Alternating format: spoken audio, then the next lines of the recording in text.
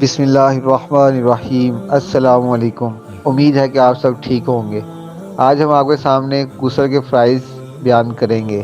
غسل کے فرائض میں پہلا یہ ہے کہ 3 بار منہ بھر کے کلی کرنا، دوسرا 3 بار ناک میں پانی چڑھانا اور یہاں تک چڑھانا کہ ناک کی نرم ہڈی تک پہنچے، اور تیسرا یہ کہ پورے جسم پر پانی بہانا کہ جسم کا کوئی بال بھی خشک نہ رہے۔ اور اب ہم غسل کب کب کیا جاتا ہے اس کے بارے میں بتائیں گے۔